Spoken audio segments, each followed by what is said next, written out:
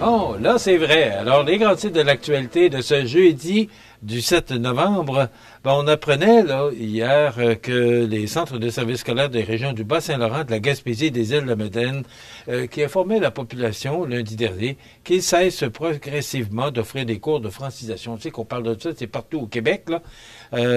Donc, le financement octroyé pour ce service offert dans les centres d'éducation des adultes étant actuellement atteint.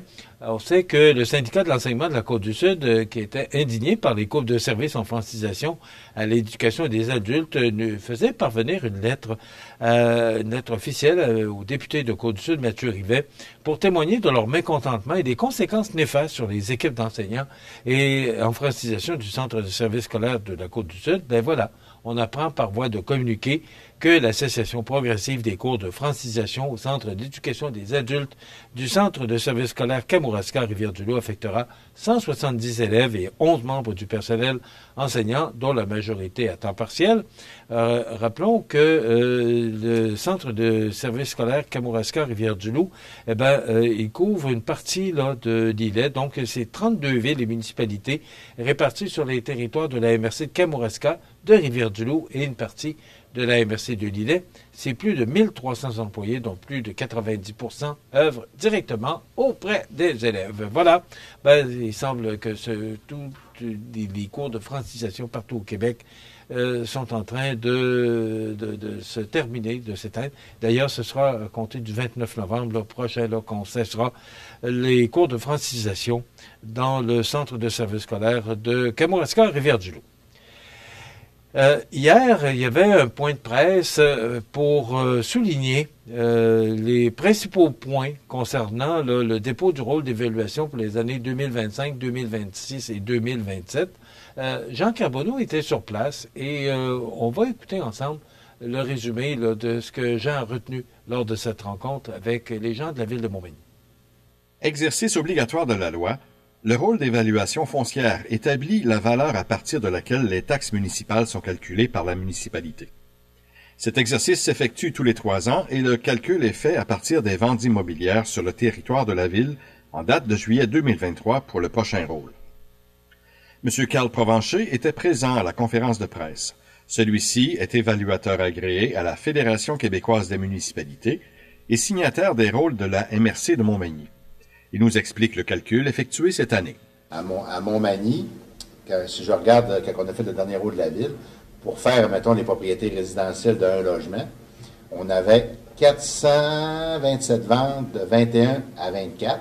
Et pour faire le rôle, on a en fait des ventes de 21-22 au 1er juillet 2023, on avait 268. C'est ces 268 ventes-là qui nous ont servi à faire le rôle d'évaluation de la ville de Montmagny. Comparativement au rôle précédent qui concernait les années 2022, 2023 et 2024, on constate une hausse moyenne de l'augmentation des valeurs foncières de 21,06 %. Plus spécifiquement, les maisons unifamiliales sont revalorisées de 22,28 %, les multilogements 4 et plus de 25,97 % et les maisons mobiles de 24,19 %. Les secteurs agricoles et forestiers, commercial et industriel ont quant à eux des élévations respectives de 20,72 %, 18,45 % et 17,37 %. M. Marc Lorrain, maire de la ville de Montmagny, exprimait sa satisfaction quant à l'exercice effectué. La ville est quand même très satisfaite de son nouveau rôle d'évaluation qui est déposé aujourd'hui et qui va être transmis, on va en parler tantôt, mais aux citoyens. Qui, dans le fond, signifie quand même, quelque part, qu'on est quand même toujours en croissance, parce qu'avec une hausse de 21,06 %, donc on voit que la ville est en croissance. Ça, ce qui est intéressant de voir aussi, c'est que c'est le rôle, le prix des maisons, dans une certaine mesure, c'est un peu paradoxal, parce que quand il est bas, dans le fond, ça rend les maisons attractives, parce que c'est plus facile à vendre, dans une certaine mesure. Puis quand c'est haut, dans le fond, c'est une valeur de revente qui est plus grande. Fait que dans le fond, des fois, on veut que ça monte, puis des fois, on veut que ça baisse. Hein. C'est dépendamment des citoyens et des situations. Il y a comme un paradoxe dans ça. Ce qui est important, avant d'aller plus loin, c'est de garder en tête 2 choses. C'est que une augmentation de la valeur d'une propriété, ça ne se traduit pas nécessairement par une hausse de taxes. Je ne veux pas rentrer dans les mathématiques, mais quand on fait des règles de 3, on est capable de faire en sorte qu'on peut équilibrer puis neutraliser, dans le fond, le rôle par rapport à la taxation. L'évaluation moyenne d'une maison unifamiliale dans la capitale de Louis-Blanche est d'environ 240 000 $, ce qui correspond en gros au prix de vente constaté dans les dernières années. Quant aux taxes municipales, comme l'expliquait le directeur des Finances André Lévesque, celles-ci ne devraient pas suivre l'augmentation de la valeur de la propriété. Le taux d'imposition sera pondéré selon une règle de 3. La majoration, le cas échéant, ne serait causée que par un relèvement du taux et non par le rehaussement de la valeur de l'immeuble. Les propriétaires fonciers recevront par la poste au courant du mois de novembre leur avis d'évaluation. Dans l'envoi, un outil d'information sera inséré expliquant l'exercice et indiquera la procédure à suivre en cas de désaccord avec la valeur attribuée à leur immeuble. Dans tous les cas, on invite les propriétaires qui ont des questions sur le sujet à communiquer avec le service des finances de la ville de Montmagny. Ici Jean Carbonneau, CMA TV Information, à Montmagny. Bon, on reste à l'Hôtel de Ville, alors que plus de 16 Magny-Montois se sont déplacés le 4 novembre dernier pour discuter du développement territorial en compagnie du maire de Montmagny, Marc Lorrain, et des conseillers municipaux Mireille Thibault et Jessie Croteau. Donc, c'est la consultation citoyenne qu'on fait 2 fois par année parce que la prochaine aura lieu au printemps prochain.